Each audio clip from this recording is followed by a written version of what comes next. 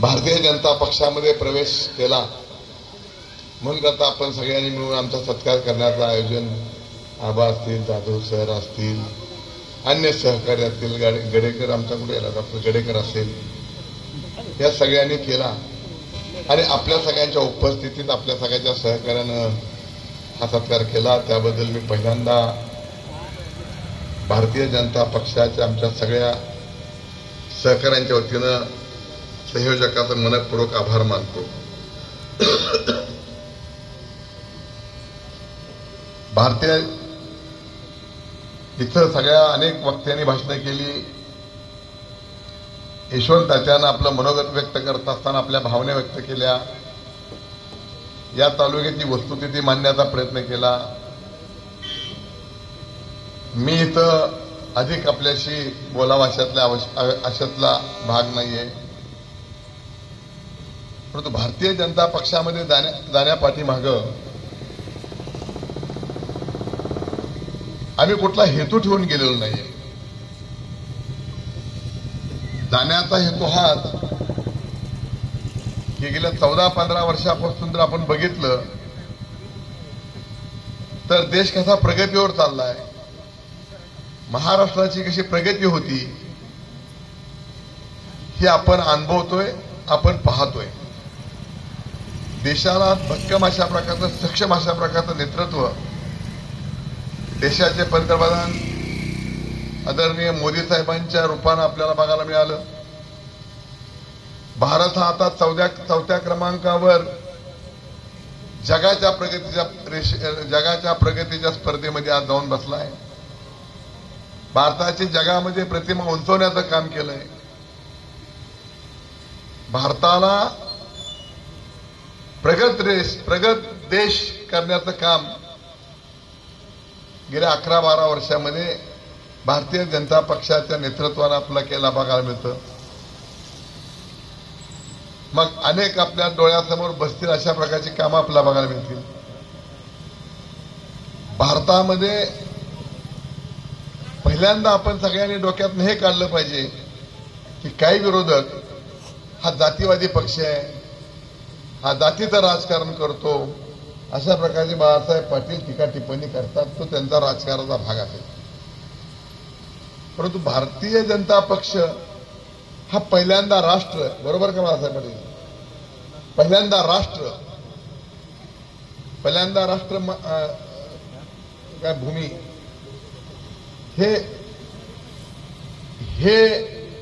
ह्याला प्राधान्य देणारा हा पक्ष आहे. आणि म्हणून करता तुम्ही बघितलं असेल की देशाच्या हिताची कामं त्यांनी केली. आज 317 कलम रद्द केलं म्हणून करता काही अल्पसंख्याक लोकांची मतं मिळवण्यासाठी म्हणून काही लोक टीका करतात, टिप्पणी करतात. परंतु जो माणूस काश्मीरला जातो, जो श्रीनगरला जातो, त्याच्या लक्षात येतं की 370 कलम हे रद्द केल्याशिवाय त्या भागातल्या युवकांना प्रगती होणार नाही. आणि म्हणून करता 370 कलम हे भारतीय जनता पक्षानं रद्द केलं आणि तिथला जो समाज आहे, जो अल्पसंख्याक समाज आहे, त्याला विकासाच्या प्रवाहात आणण्यासाठी म्हणून करता निर्णय घेतला. एक देश एकसंघ असला पाहिजे.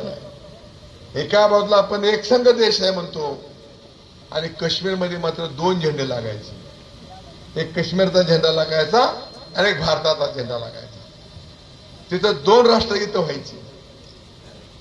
आणि म्हणून करता देश एक राष्ट्रगीत, एक झेंडा ही कल्पना ही नुसती देश स्वातंत्र्य करताना देशात हुतात्मा होणाऱ्या लोकांनी एक देश व्हावा म्हणून केला. परंतु 70 वर्ष आपल्या देशामध्ये अशा प्रकारचे, आपल्याच देशात 2 संविधान होती, एक संविधान करण्याचं काम बरोबर का भारतीय जनता पक्षाने केलं.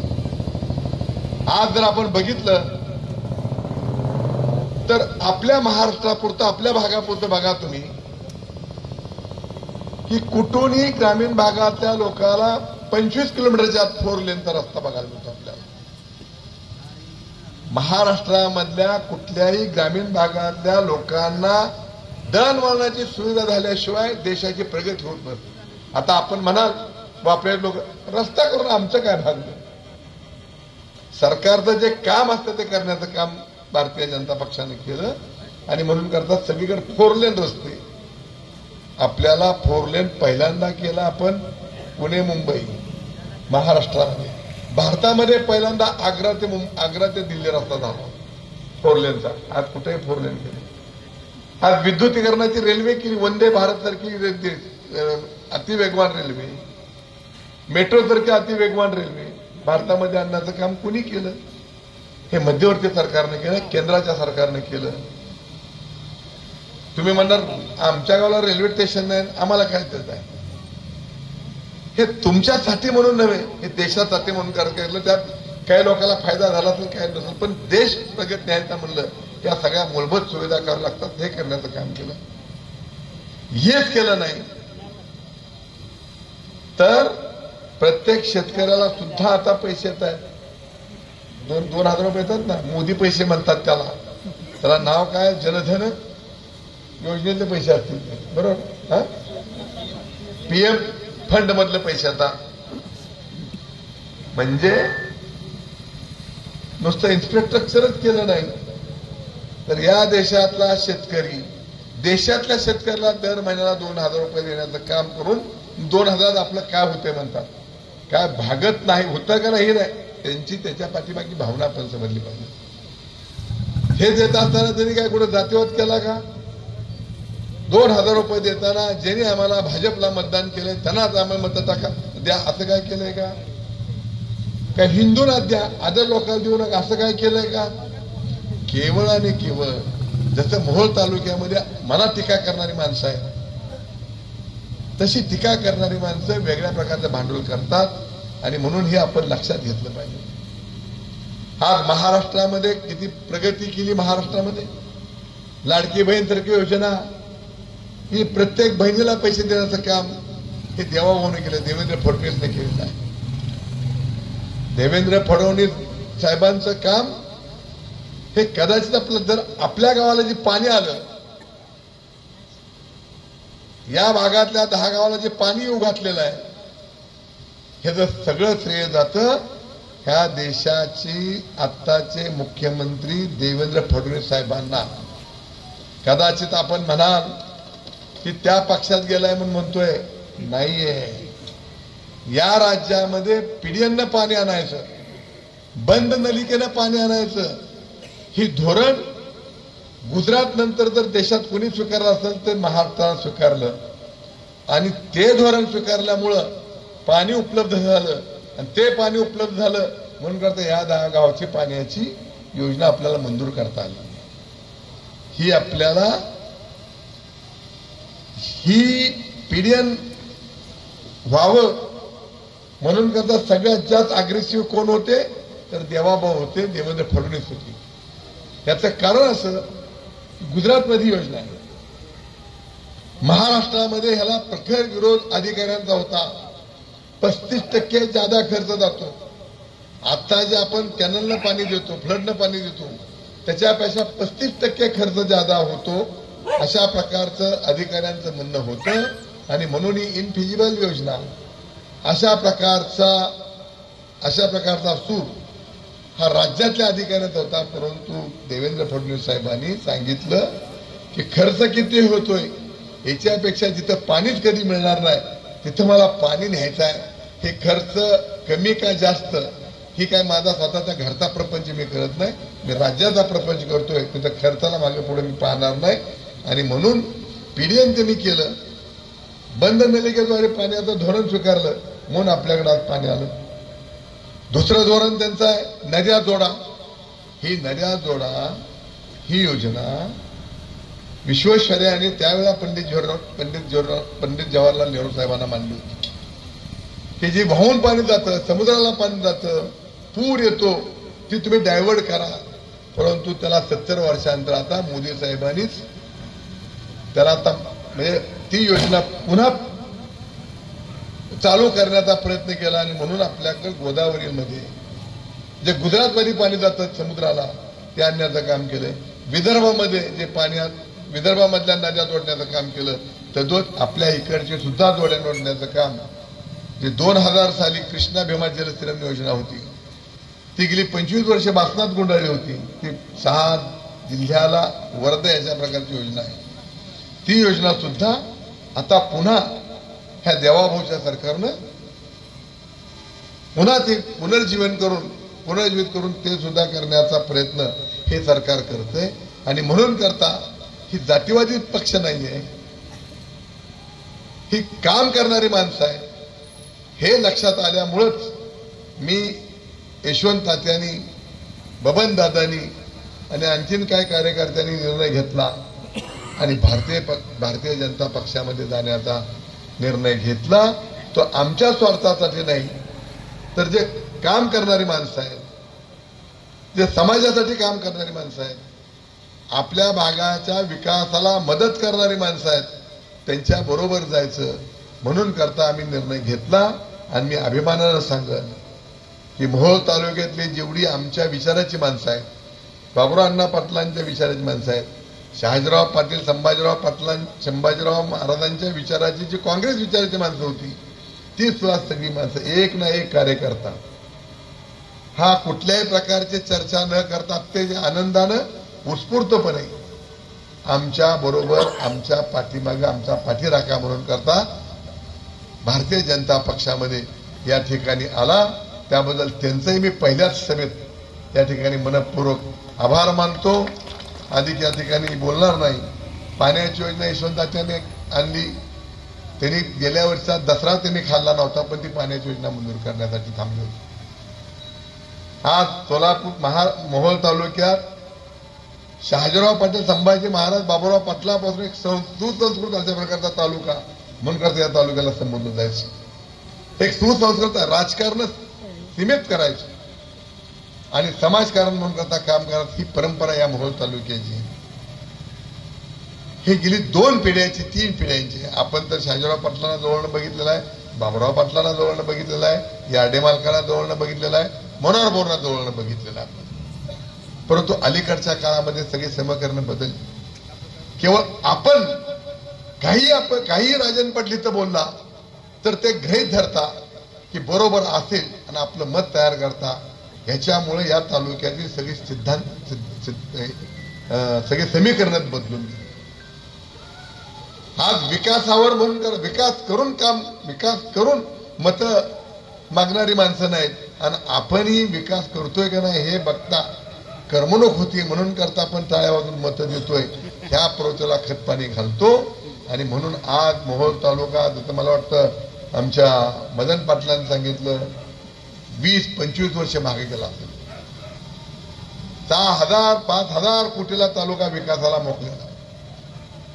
आमदार काय असतो, आमदार काय करू शकतो, यशवंत त्याने गेल्या 5 वर्षामध्ये आपला करून दाखवलं.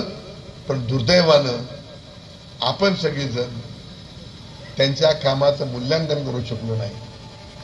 केवळ भाषणं चांगली करतायत म्हणून करता त्या भाषणाला बळ पडलो. नुकसान कुणाचं झालं? नुकसान राजन पाटलाचं झालं नाही.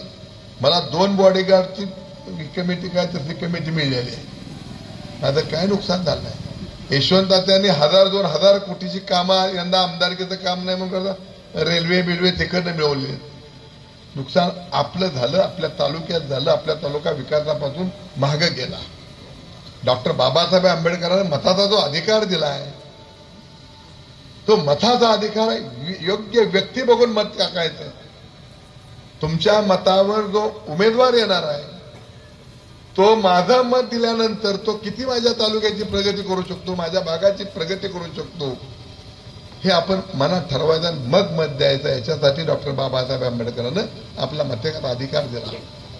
पण दुर्दैवानं मात्र या तालुक्यामध्ये या 5 वर्ष या वर्ष 1.5 वर्षापूर्वी 2-3 वर्षापूर्वी 2-3 वर्षापासून समीकरणं बदलायला लागली. लोक पोपटासारखी बोलायला लागली. आमची लोक खालनं मान हलवायला लागली आणि त्या मान हलवणीचं परिवर्तन सत्ता बदलण्यामध्ये झालं. हीच मंडळी जी तुमच्याकडे अनेक वर्ष येते आमच्या विरोधातली, ती जिथं जिथं ते गेली तिथं तिथं वाट लागली त्या संस्थेची, त्या संस्थेची. आपण बघितलं असेल शेजारी कारखाना, त्या कारखान्याच्या वेळेला हेच लोक स्टेजवर असायचे. एक तर आमचा माणूस नव्हता. आम्ही सत्तेसाठी, संपत्तीसाठी किंवा कुणाला तरी विरोध करायचा आहे म्हणून करता कुणाच्याही पाठीमागे जाणारी व्यासपीठावरती आमची माणसं नाही चालवणार आहे, जो शेतकऱ्यांचं हित बघणार आहे, जो कष्टकऱ्यांचं हित बघणार आहे, शाळा कॉलेजमध्ये शिकणाऱ्या पोरांचं भवितव्य बघणार आहे, त्याच्या पाठीमागे उभा राहणाऱ्या माणसाच्या पाठीमागे आम्ही जाणारी माणसं आहोत. परंतु ही माणसं द्वेषाने पिछाडलेली माणसं आहेत. ह्यांना द्वेष आणि सत्ता, सत्ता सत्तेतून संपत्ती ही या लोकांचं काम आहे. काय ह्यांचं काम आहे? आम्ही तुम्हाला मतं मागतो, आम्ही तुमचं काम केलंय त्याचा दाम द्या म्हणून. हे तुम्हाला मतं मागतात की राजन पाटील नालायक आहे, यशवंत त्या नालायक आहे म्हणून तुम्ही आम्हाला मतं द्या. हे मतं मागण्याची पद्धत झाली का? आपलं पवित्र मत आपण अशा प्रकारे करणार आहे का? आपण परिवर्तन करणार आहात का? मी मुद्दाम वापऱ्यामध्ये सांगणार आहे की वापळं गाव हे 30 वर्ष झालं आम्ही किती प्रयत्न करतोय, परंतु वापळं गाव काय आम्हाला चिटकून घेत नाही. नेमकं काय झालंय मला कळतच नाही. आणि आपण आत्मपरीक्षण करा की ज्यांना तुम्ही चिटकून घेता त्यांनी 30 वर्षात तुम्हाला काय दिलं? जर आमच्यापेक्षा सुदभर दिला असेल तर मी इथे एजंट उभा करत नाही. आमचा एकदा समोर उभा तर राहू द्या. काय भगवानराव, एकदा कळू तर द्या. म्हणजे आम्हाला कळलं पाहिजे की आम्ही कुठं चुकतोय, आम्ही का कमी पडतो. डॉक्टर बाबासाहेब आंबेडकरांना मताचा अधिकार दिला ते नाही, असं विरोधासाठी विरोध करण्यासाठी नाहीये. जो चांगलं काम करणार त्याच्या पाठीमागून करायला. मी मगापासून 3दा सांगतोय की हे आपण आपल्या पायावर दगड मारून देतो. ही सगळी माणसं गेल्या वर्षी जिल्हा परिषद पंचायत समिती आली निवडून, 5 वर्ष एकत्र राहिले. का राहिल्याचं तर कारण विचारलं पाहिजे. आमच्याकडं 30-40 वर जर आमच्यावर माणसं आहेत. इथं व्यासपीठावर बसणारे अनेकांचे बाप आहेत. संजूचे वडीलच आमच्यावर होते, म्हणजे आमच्या वडिलांबरोबर वगैरे असे अनेक लोक आहेत. परंतु गेल्या 5 वर्षात 2.5 वर्षानंच आमच्याकडे आले 2-3 लोक. आपण होऊन आले. आम्ही नाही बोला, आम्ही कधी फोडाफोडीत राजकारण करत नाही. आम्ही सरळ राजकारण करतो. आम्ही द्वेषाचं, फोडाफोडीचं, टीका टिप्पणी करण्याचं राजकारण आम्ही करत नाही. त्यांना आता मी मीडियात सांगतो की अजून तुम्ही राजन पाटलावर आणि यशवंत मानेवर टीका करा, आमचं काय नाम आहे. परंतु ही टीका करत असताना 1% तरी या तालुक्यात आम्ही हे काम केलंय एवढं तर सांगा त्याबरोबर. म्हणजे आम्हाला बी कळलं, तुम्हाला बी कळलं. फक्त मीडिया पुढे जायचं, राजन पाटील, राजन पाटलाचा परिवार, यशवंत मानेंचं काम, ह्याच्याशिवाय दुसरं त्यांना काय येतच नाही. हे नवीन संस्कृती सुरू झाली. इथं जुनी काही माणसं असतील, शाजीराव पाटील होते, बाबुराव अण्णा होते, संभाजी महाराज होते, त्यांचं टोकाचं राजकारण असायचं, पण द्वेषाचं राजकारण असायचं, समतेचं ममतेचं राजकारण असायचं. आज मात्र अशी प्रवृत्ती ही आपल्या तालुक्याला विकासापासून संपवणारी प्रवृत्ती. ह्यांचं काय काम नाही, काही नाही. एकत्र येतात. हेतू काय एकत्र येण्याचा? तर राजन पाटलाची जिरली पाहिजे. हेतू काय एकत्र येण्याचा? यशवंत मानेची जिरली पाहिजे. अरे त्यांच्या जिरण्यामध्ये तालुका वाटू लागला, तालुक्याची जिरायला लागली. तुम्ही मागवून बघणार आहात का नाही? आणि ह्याला खतपाणी कोण घालतं? आपण घालतो. आपण आपल्या हातात आहे प्रवृत्ती. कुणाला मी मगापासून सांगतो, बाबासाहेब आंबेडकरांनी मताचा अधिकार दिलाय, ते आपल्या हातात आहे. या तालुक्यामध्ये कुणाला शक्ती द्यायची, कुणाला शक्ती द्यायची नाही. आपण त्यात कमी पडतो, वापरलं तर भलतंच कमी पडतो. तालुका तर कमी पडतो. तुमचा दोष तुमचा नाही आहे, दोष माझा काय तर असू शकतो. आमच्या कार्यकर्त्यांचा दोष नाही, आपल्याच्या कार्यकर्त्यांचा दोष नाही, या भागातल्या कार्यकर्त्यांचा दोष नाही. ते रात्रीचा दिवस करून करतात. यशवंताच्या पडले त्यांचीच दोष नाही, दोष माझा. माझ्या मुलाला जर असं होत असेल म्हणून करता आम्ही आता पक्ष बदलून बघितलं. तेव्हा माझी विनंती आहे, पाण्याचं आम्ही खोटं कधीच बोलणार नाही. पाण्याचा आज सुद्धा मी तिथे गेलो होतो, ते भोसले मोहिते काय मोहिते कोण मोहितेच की ते अधिकारी नाही ते अधिकारी मोहितेकर आणखीन ती एक फाईल एका कामासाठी ते यशवंत तात्यांचे अत्यंत जवळचे. ते मला म्हणले तुम्ही त्यांच्याकडे कशाला गेला, म्हणले मी करून दिलं असतं नाही काम. अधिकाऱ्याने मला सांगितलं की ह्या 2 आणखीन फाईलवर सह्या लागतात, त्या सह्या तेवढ्या आणून द्या, आपण टेंडर काढूया. त्यासाठी मी काल गेलो होतो. आम्ही प्रसिद्धी करत नाही, आम्ही कामाचं मार्केटिंग करत नाही. आणि म्हणून आता तर आपल्या मागे खूप मोठी शक्ती आहे.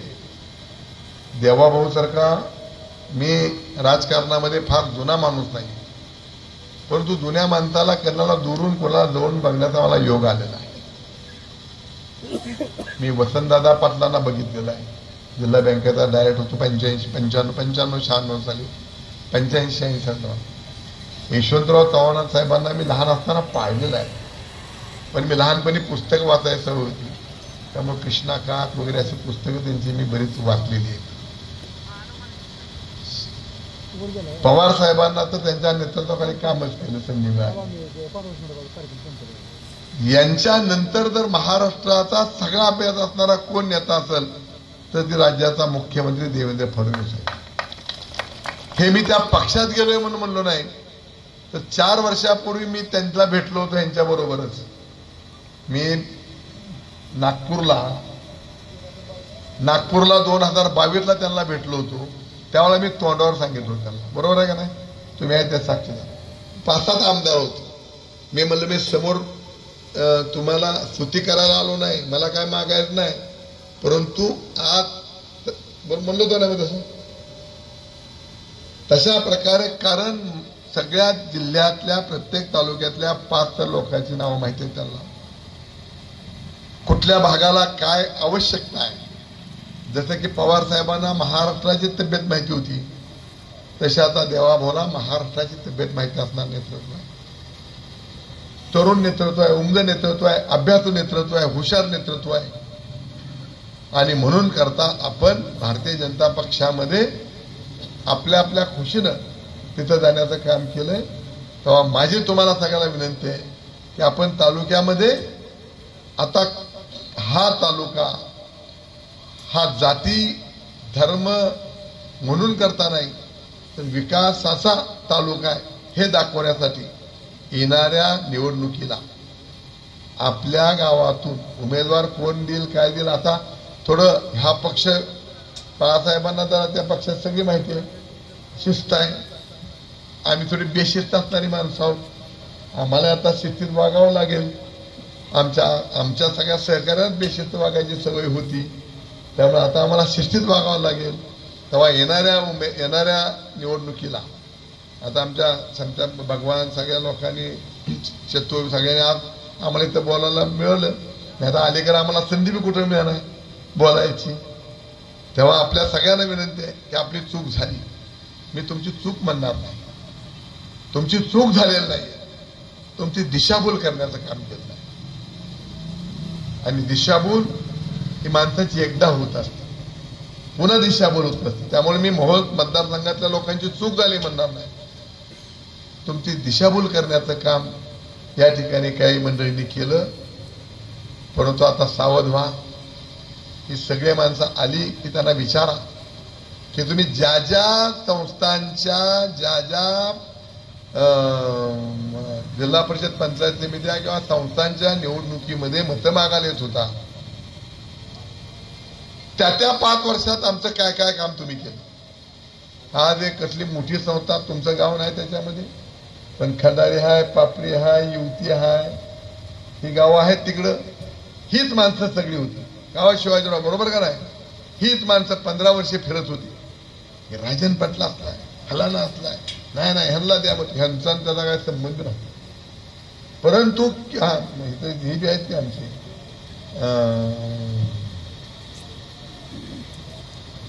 रामदास भाई आहेत, ते बी त्याच भागातलं त्याच मोहल्ल्यातलं. आमच्या रमेश टेकळे आहे, आमचे संजय आबा आहेत. आज काय वाट लागल्या, काय वाट लागली आता जिल्हा परिषदमध्ये पंचायतीमध्ये काय झालं मी तुम्हाला सांगणार नाही. मी कोणावर टीका टिप्पणी करत नसतो. माझ्यावर कोणी टीका टिप्पणी केली तर त्याला उत्तर पण मी देत नसतो. कारण उत्तर देणं म्हणजे दगड टाकून शिंतोडा अंगावर ओढून घेणं असतं. त्यामुळे तेही करत नसतं. आपण आपलं काम करायचं. आपल्या हातनं काम चांगलं झालं ठीक आहे, नाही झालं ठीक आहे. परंतु कुणाचं काय वाटोळ एका माणसानं सांगावं की राजन पाटलानं मला बेड्या घाला म्हणून करता आमदार कचेरी पोलिसांना फोन केला. एका 2 नंबरवाल्यानं सांगावं माझ्या मनात आलं असतं सगळे 2 नंबर एका मिनिटात बंद केले असते. आजही करू शकतो. परंतु ते आमची संस्कृत नाही, ते आमची पद्धत नाही. या तालुक्यात एकाही माणसावर कलम एवढं वाढवा, फौजदारनं कलम नक्की मी सांगितल्यावर वाढवलं असतं. परंतु मला गावं पेटवायचे नाहीत, गावं फुलवायचे. आम्हाला समाजामध्ये मला धुई निर्माण करायची नाही. आज यांनी आपल्या यशवंताच्या आत्ताच मला सांगितलं, मला माहिती नव्हतं कुठल्या थर लोक जात आहेत, किती चारित्र्य हनन करण्याचं काम करतायत. मी सांगितलं की आम्ही शाजीराव पाटील बाबूराव अण्णांच्या विचाराचं राजकारण करणारी माणसं आहेत. आता द्वेषाचं मत्सराचं खुनचे राजकारण करणारी माणसं नाही. अशा प्रकारे मी अभिमानाने सांगेन की शाजीराव पाटलांचं बाबूराव पाटलांचं टोकाचं भांडण असेल पण ते राजकीय भांडण. आजही मी सांगेन की मोहोळ तालुक्यातला जो माझा पारंपरिक विरोधक आहे तो माझ्याशी विरोध करतो, पण आमच्या घरापर्यंत कधी आला नाही, माझ्या गावापर्यंत कधी आला नाही आजपर्यंत. परंतु ही जी काही 2-4 निघाली ती नवीन टोळकी, ह्यांना आता तालुक्याचे नेता व्हायचं आहे. तालुक्याचा नेता होण्याची मनीषा बाळगून नेता होत नसतो, तर लोकांच्या हृदयात तसं आपलं स्थान निर्माण करावं लागत असतं, मग तो नेता होत असतो. राजन पाटलाला शिव्या देऊन जर नेता होत असेल तर आमची जनता काय दुधखोळी आहे का? ह्यांच्या मनीषा खूप मोठ्या आहेत. हे वाटते तितकी सोपी लोक नाही आहेत. केवळ आपण आपल्या गावात ह्यो तिकडं म्हणून ह्यो तिकडं ह्याचा फायदा ही माणसं घेण्याची शक्यता नाकारता येत नाही. ठराविक माणसं, मी सगळ्या विरोधकावर म्हणणार नाही, बाकीचे विरोध दिलदार आहेत. मी अनेक वेळा सांगितलं, इतके वर्षी मी राज करतोय, माझ्या गावापर्यंत घरापर्यंत ही लोक कधी आले नाही. ती सुसंस्कृत आहेत. माझे विरोधक सुद्धा सुसंस्कृतिक आहेत. पण ती नवीन चित्राप आले ती 2-4 तुम्ही रोज बघताय त्यांना टीव्हीवर बिवर ह्याच्यावर, त्यांच्यासाठी माझं चाललंय. बाकीची त्याबद्दल येतं किंचितही माझ्या मनामध्ये शंकरा विरोधक असलाच पाहिजे नाही. तो विरोधक हा कसा असला पाहिजे, तर तो विरोधापुरता विरोध करणारा असला पाहिजे. परंतु ही अशा प्रकारचा द्वेषाचं राजकारण, ही प्रवृत्ती जर ठेचायची असेल तर तो अधिकार तुम्हाला आहे, तो अधिकार आम्हाला नाही. तो अधिकार आम्हाला नाही, तो तुम्हाला अधिकार आहे. तो अधिकार तुम्ही आता वापरला पाहिजे. दुःख म्हातारे मिळत नाही, काल सोकेल, पुढची पिढी बरबाद होईल. आता त्यांनी सांगितलं की काय काय त्यांचं चालतं म्हणून, सावलीत बसून झाडाखाली सावलीत बसून काय चालतं म्हणून करता. हे आपल्या पुढच्या पिढीला न परवडणार आहे. शाळा कॉलेजमध्ये शिकणारी पोरं आहेत, ह्यांच्यासाठी हे फार धोक्याचं आहे. आणि म्हणून आपल्यासाठी नाही तर आपल्या पुढच्या पिढीसाठी आपण आता परिवर्तन केलं पाहिजे. आपल्या मनाचं परिवर्तन केलं पाहिजे. निदा आम्हाला चिटकून नका घेऊ काय कुमार भाई, पण तसल्यानंतर घेऊ नका ना. वान नाही पण गुण लागत असतो. आमचा गुण मान्य नाही चितो तुम्हाला, हरकत नाही. तसली प्रवृत्ती घेऊ नका. आपलं गाव बिन पाण्याचं गाव म्हणून समोर जातं. पाण्याला तर काय होईल कुणाला माहिती. म्हणून करता विनोदाचा भाग सोडून द्या. म्हणून ही प्रवृत्ती खेचून काढायची असेल तर तुम्हाला पुढाकार घ्यावा लागेल. आणि बघितलं असलं आपण की ब्रिटिशांना ठेचून काढण्यासाठी महात्मा गांधीच्या हाकेवर सगळा देश पेटला आणि ते ब्रिटिश परतावून लावले. तद्वत या मोहोळ तालुक्यामध्ये हे जे काही मुठभर माणसं आहेत, ही मुठभर माणसं आहेत, हे द्वेषानं पिछाडले. त्यांचं काय देणं घेणं नाही. ह्याला गावातला का ते टाकून त्याला उचलायचा, त्याला पुढं करायचं आणि गावामध्ये युस्त लावायचं. अनेक गावामध्ये तसं आता चालू झालेलं आहे. आपल्या तालुक्यात मी मगा सांगितलं विरोधक होता, तोही तसा नव्हता. पण गावं पेटवण्याचं काम आज या तालुक्यामध्ये होतंय. आपण सगळेजण सावध राहा.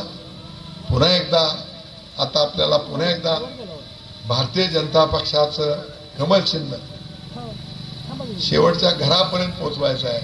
आणि गेल्या 14 वर्षाची प्रगती केली, मोदी साहेबांनी केली, देवाभाऊनी केली, राज्याच्या महायुतीने केली, हे घरापर्यंत पोहोचवायचं आहे.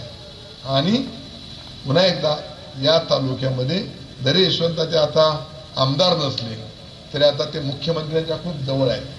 मी त्या दिवशी बघितलं, ह्यांच्या कागदावर सही केली, माझ्या कागदावर सही केला. मी म्हणलो नाही त्यांना, माझ्या केला गावावर सही म्हणलं, नाही करतो म्हणजे. मी ओळखलं, जाऊ द्या म्हणलं त्यांच्या गेल्या, आपण जुना आमदार आहे म्हणलं, आपला काय असते त्यांच्या लगेच केली. हो केली का नाही. मी त्यांना म्हणलो राव आमच्यावर नाही केली का, करतो म्हणून केली बरं का, पुन्हा माझ्यावर पुन्हा केली. म्हणजे जरी ते आमदार नसले तरी आमदारपेक्षा चांगलं त्यांना तिथं मानलं जातं. आणि त्यांचं काम हे ते काम करणारा माणूस आहे, ते नाराज होणारा माणूस नाहीये. आणि म्हणून करता 145 गावामध्ये आमदारकी गेली की 4-5 वर्षी त्यांनी सुरू केलं सगळ्या लोकांना जाऊन भेटायचं. सत्तेसाठी म्हणून करता काम करणारा यशवंत तात्या नाहीये.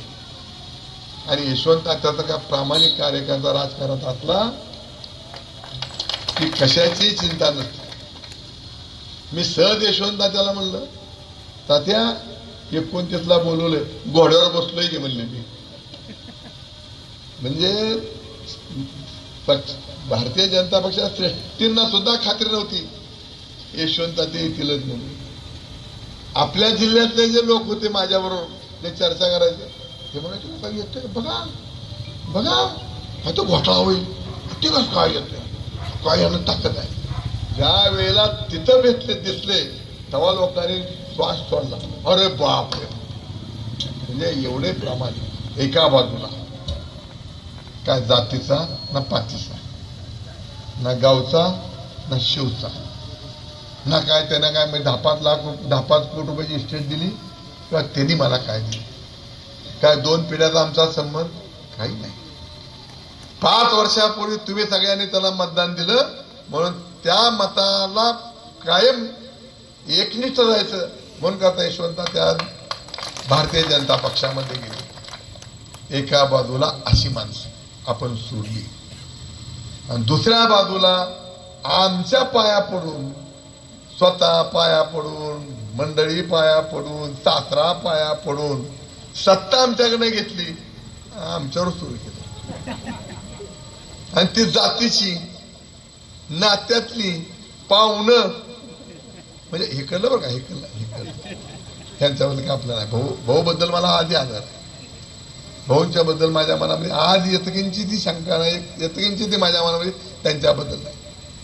त्यांनी बाबुराव अण्णांच्या नंतर आमची पार्टी सांभाळण्याचं काम भाऊने केलं. पण असं महाभारत कधी कधी होत असतो. धृतराष्ट्राला कधी धृतराष्ट्र ना धृतराष्ट्र होत असतं, बरोबर ना, मला त्यातलं कळत नाही आहे असो. परंतु त्यांच्याबद्दल माझ्या मनामध्ये आधी आदर आहे, उद्या राहणार आहे. बदल भाई तुम्हाला सांगतो, म्हणजे कदाचित ज्या आहे ती वस्तुस्थिती मी सांगतो. एका बाजूला अशी, आणि ज्यांना आम्ही रोज तुम्हाला मला शिवाय देतात बघा, त्यांना मी तिकीट दिलं, मी पार्टीने दिलं नव्हतं तिकीट, मी दिलं होतं तिकीट. मी आधी मीडियासमोर सांगतो, मी तिकीट दिलं का तर पार्टी वाढवायची. तरुण पोर आहेत, तरुण पोटाला ताकद द्यायची, कारण त्यांच्या माध्यमातून तालुक्याचा विकास होईल ही माझी धारणा होती. मला सगळा जिल्हा सांगत होता की डीपीसीला देऊ नका म्हणून. तुम्ही असताना त्यावेळेला तुम्ही नाव डीपीसीला देऊ नका म्हणून, डीपीसीला सदस्य म्हणून द्यायचं होतं. मला माझ्या जिल्ह्यातले माझे नेते मोठे, माझ्या सिनियर सगळे सांगायचे की नका देऊ, बाळराजाला द्या. मी म्हणलं बाळराजाचा मितभाषी आहे, तिथं बोलून आमच्या तालुक्याला निधी खिचून आणल म्हणून करता द्या म्हणत होतो. निधी खेचायची लांबच राहील माझ्यावर काय त्याच्या. एका बाजूला तशी माणसं आणि एका बाजूला अशी माणसं, आणि आपण आपल्या मताचा असा दुरुपयोग करून ह्या प्रवृत्ती वाढवणं. हे आज मी आहे, समजा आज मी तात्यात आहे, तुम्ही सुपात नक्की आहो, असं समजू नका वापळेकर. तुम्हाला मजा वाटत आलं राजन पाटलात कसं चाललंय बघा बघा बघा, पण एक दिवस ते तुमच्यावर येऊ शकतं. ह्या प्रवृत्तीचे लोक आहेत, ह्या प्रवृत्तीची ते लोक आहेत, म्हणून करताय त्यांच्यापासून सावध राहावा. चांगलं काम करत असलं आम्ही स्वागत. मी सांगितलं माझा जो पारंपरिक विरोधक आहे तो त्याच तोलामुळात विरोध आहे. त्यांनी काही धोतर सोडून टकुरला बांधलेलं नाहीये, पण ह्याने मात्र सत्तेसाठी काही करणारी माणसं काही बोटावर मोजली जास्त नाही. ह्या सगळ्यांना तुम्ही हे करा. उद्याच्या निवडणुकीच्या निमित्तानं पुन्हा एकदा आपल्या गावाला काय तसं कमळ थोडं अपरिचितच आहे, नाही अपरिचित आहे. कारण मागच्या वेळेला बी इथं अपक्ष आणि ह्याची निवड लढाई झाली आपल्या घड्याळाची, त्यामुळं आपल्याकडं असं मी आता माहिती घेतली म्हणून सांगतो. त्यावेळेला या वेळेला तुम्ही आम्हाला चांगलं खेटून घ्या, चिटकून सुद्धा घेऊ नका, चांगलं खेटून घ्यावं आपल्याकडे. बघू तरी एकदा काय, नाहीतर नेमकं इथे सांगा तरी आम्ही आलो होतो की तुम्हाला आम्ही वाईट टाकलंय, तुम्हाला आम्ही जवळ घेत नाही. काय तुमचं घोडं मारलं हे तर मला कळलं पाहिजे. होय भगवानराव, दोष तुमचा नाही, दोष माझा. मला स्वीकारत नाही, माझा दोष आहे ना. तुम्ही जेव्हा रान करून पळताय हेही मला माहिती आहे. म्हणून नेमकं दुसऱ्याने काय दिलं हे तर मला सांगा. काय सुद्धा नाही, 1 रुपयाचा निधी नाही. पाणी आम्ही आणले, मी छाती सांगून की यशवंत मानेने दसरा तिथं घालवून पाणी तुम्हाला आणलेलं. इथं बसून मागण्या करणं खूप सोपं असतं, परंतु ते अंमलात आणण्यासाठी किती काम करावं लागतं, किती गट करावं लागतं ते जे त्यांच्यावर जातो त्यांना माहिती असतं. एवढं मात्र आहे की 100% पाणी तुम्हाला आणलेलं आहे. असला खोटा जी आम्ही खोटं बोलतच नसतो. आता सांगतील मग इतके दिवस का झालं, पाणी आणलंय तर अजून कसं येईल. आता तुमच्या हातात तर सत्ता आहे, आम्ही तर अधिकृत नाही, तुम्ही सत्तेत आहे. तुम्ही फक्त एवढंच बघा विचारत आला की आता सध्या कुठल्या स्टेजला आहे म्हणून करतो, तेवढंच त्यांना माहिती आहे. 1 वर्षामध्ये मोहोळ तालुक्यामध्ये 1 रुपया आला नाही. तुमच्याकडे नाही, मोहोळ तालुक्यामध्ये 1 रुपया सुद्धा आला नाही. हे सांगतील की सरकारच विरोधात आहे म्हणून.